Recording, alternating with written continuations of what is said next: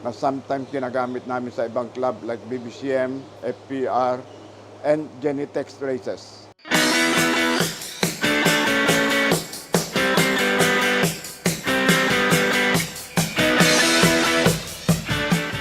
I see to it na malinis ang loft ko. They have to clean it 2 times a day. Yung siyam na loftman ko, naglilinis sila, nagpapakain, sila nag-aalaga, nagpapa-loft exercise, at meron pa akong 2 na sa training. Training ko maximum 1 hour flight back to loft. Most of the successful fanciers sa PHA, like Benito Roque, mas grabe yan mag-training sa akin. So, nagpa-perform mga ibon niya. Most of the big names sa PHA, nagro-road training lahat yan. So, kailangan may hard work, magpa-perform ang ibon ninyo. Ang winning strategy para manalo sa karera ay itong mga factors. Number 1 is bloodline. Kailan may magandang kang bloodline. Second is the conditioning and the management. Kailan magandang management mo, healthy mga ibon mo, and may kasamang swerte. Ang strategy sa pagkakarera para manalo kayo, simula pa lang, ang breeder mo kailan healthy sila. Kailan may vaccination sila, nagpa-flushing ako. We call that flushing, dapat mga salmonella, coccidiosis, mga parasite sa katawan, sa loob mga bulate nila, dapat matanggal lahat yan. Respiratory, malinis before you start breeding them. So we have a period we call that flushing. Condition mo breeder mo bago mo isalang.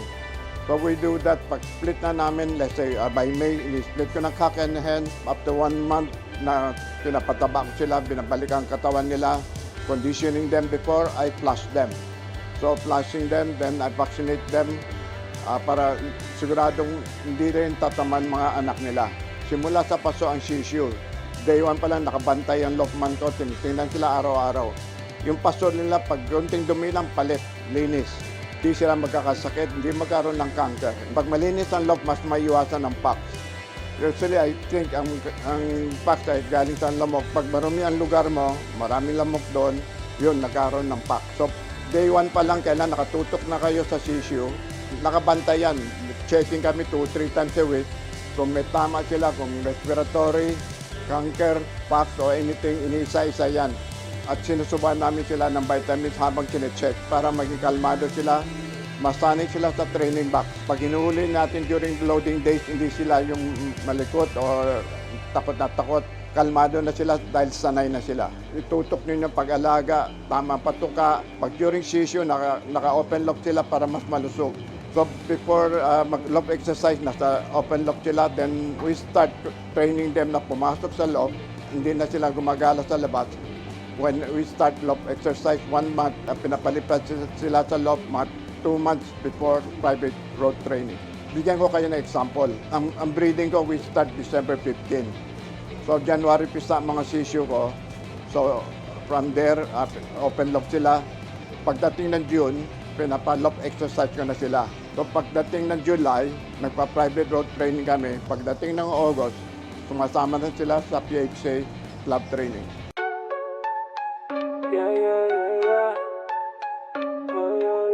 May isang alamat, kilala ng lahat sa mundo ng ibon.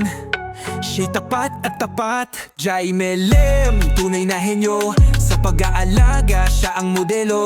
Sipag at tiyaga, kaalaman ay wasto, lahat ng tinuruan, panalo sigurado. Jaime Lim, pangalang dakila sa bawat lipad, siya ang tala, legendary breeder, walang katulad. Sa kanyang gabay, tagumpay ang lahat.